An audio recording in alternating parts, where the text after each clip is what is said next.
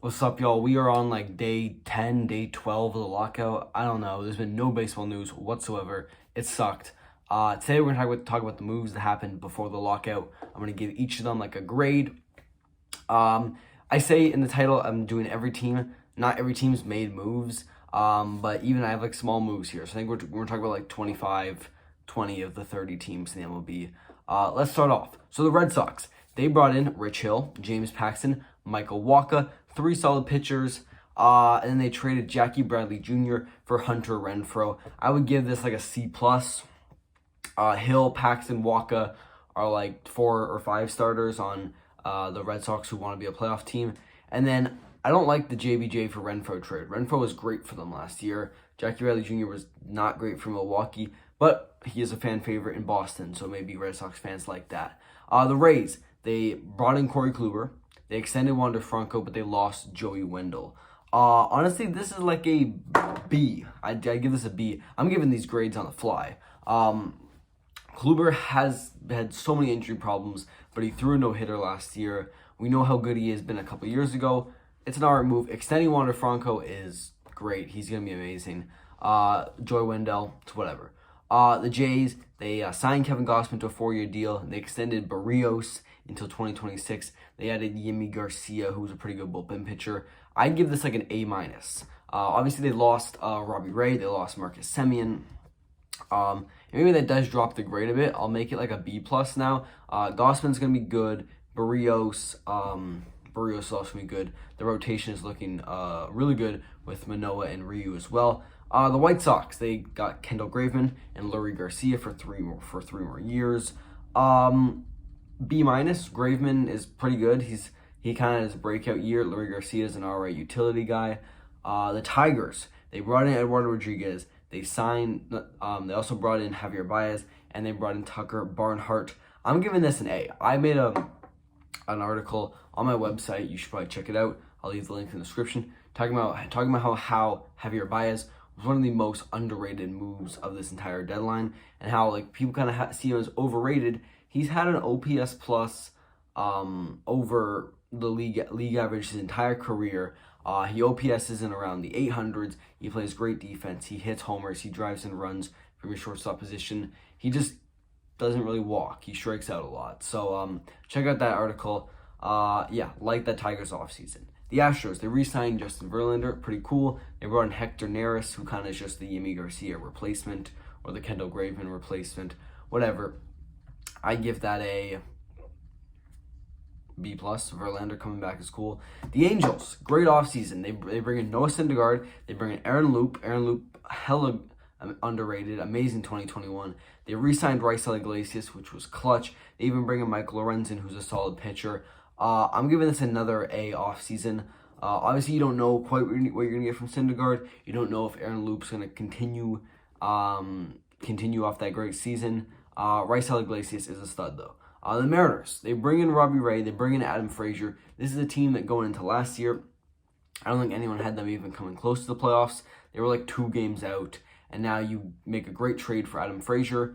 They did have to give up 2 top prospects. You bring in Robbie Ray, who literally just won the Cy Young. I'm giving this an A offseason. The Rangers, this is one of the most polarizing ones. They bring in Corey Seager, they bring in Marcus Semien, they even bring in John Gray. So they spent $500 million on their middle infield, and everyone's praising them about it. And I don't know, is Corey Seager and Marcus Semien that good? Are they that good? Like, obviously we saw how good Corey Seager was in the World Series and the playoffs 2020. We saw how good Marcus Semien was last year, but Marcus Semien's track record is not great. He was amazing in 2019, amazing in 2021. Okay in 2020, and the rest of his career he was just okay. I don't know if I'd give him that 7-year deal. And then Corey Seager, I have a lot more faith in, but I don't know. It kind of seems like they're doing an Angels route where you have Rendon and Trout and Ohtani, but you need to build your team more around these guys. You can't just have 2 players. The John Gray signing is good. Overall, good for Texas because they had no direction before this. So I'm still gonna give them an A-. I just maybe instead of Semien, I would have gone after like Correa or just, I don't know, someone maybe a little safer than Semien, who's, I think he's like 32 when you sign him to a 7-year deal, or he's 31. I don't know. Braves, they bring in Kirby Yates, who has not pitched in who hasn't pitched in 2 years because of injuries. There's a lot of variables with all their other free agents, Freeman, and then like their entire World Series outfield. I give that bringing in Kirby Yates, but then also all the stuff about how they haven't brought back a free agent, C plus. Marlins, Avisel Garcia to a 4-year deal. 4-year deal. They bring in Joey Wendell, Jacob Stallings. They extend Sandy Alcantara to an amazing team-friendly deal. They also extend Miguel Rojas. They lose Jorge Alfaro. Offseason. Honestly, Avisel Garcia is extremely underrated. The Marlins are trying. They made the playoffs in 2020. They struggled last year. Yeah, I like that. The Mets. I think this is the first A plus of the video. You bring in Mark Canha, you bring in Starling Marte, two underrated Oakland players, and then you also bring in Eduardo Escobar, who was an all-star last year, struggled in the playoffs though. And then the big fish is Max Scherzer. People have speculations about Max Scherzer that like he ended last year with a dead arm, and then you gave him $43 million, and he's old. I don't know how much that's going to matter. It's still Max Scherzer. You're now going to have Scherzer and DeGrom. Taijuan Walker's also in that rotation. You lost Stroman. This is still an A-plus offseason, though. The Phillies, they bring in Corey Knebel, who's good for the Dodgers. Nationals bring in Cesar Hernandez. Those are like B moves. Cool. The Cubs bring in Marcus Stroman. I did not think Marcus Stroman was one of the Cubs. I had my heart set he was going to a contender. I really thought he was going to the Angels. They bring in Yan Gomes, which means Wilson Contreras is gone. And then they bring in Clint Frazier, who obviously wanted to get away from the Yankees. And I think Clint Frazier is really going to play well for the Cubs. The Pirates got two good prospects for Jacob Stallings. They bring in Roberto Perez, okay, and they bring back Yoshi Tsutsugo. Cool. I